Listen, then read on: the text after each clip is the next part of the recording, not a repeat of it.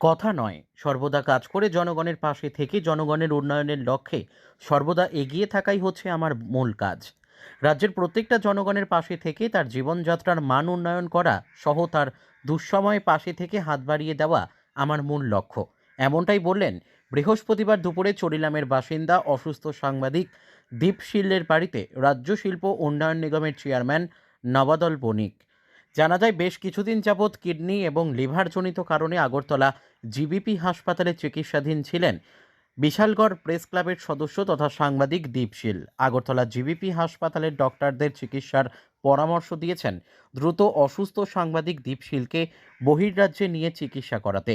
সেই মোতাবেক খবর পেয়ে রাজ্য শিল্প উন্নয়ন নিগমের চেয়ারম্যান সহ যুব মোর্চার কর্মীরা তার পরিবারের পাশে থেকে কিছু অর্থ তুলে দেন।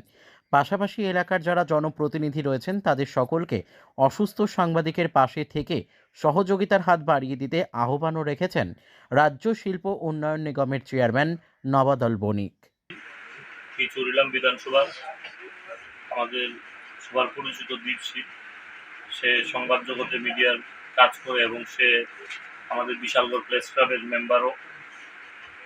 এই এলাকাতে দীর্ঘদিন ধরেই সে সাংবাদিকতার সাথে জড়িত আছে এবং আমাদের ছোট ভাই গত পরশুদিন ও আমাকে ফোন করে হঠাৎ করে রাত্রিবেলায় যে দাদা আমি একটা অসুবিধায় পড়েছি, আমি আপনার সাথে দেখা করতে চাই।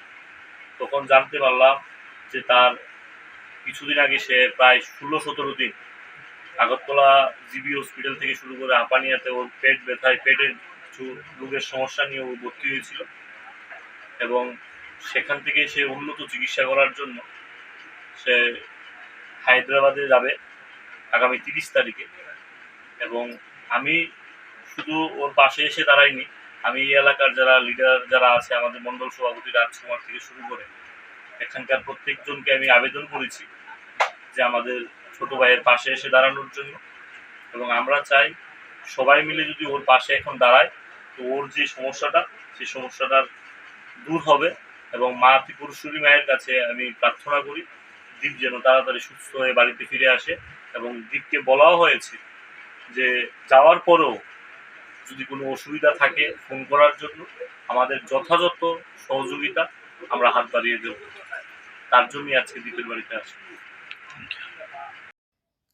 Bureau report, news daily Bharat.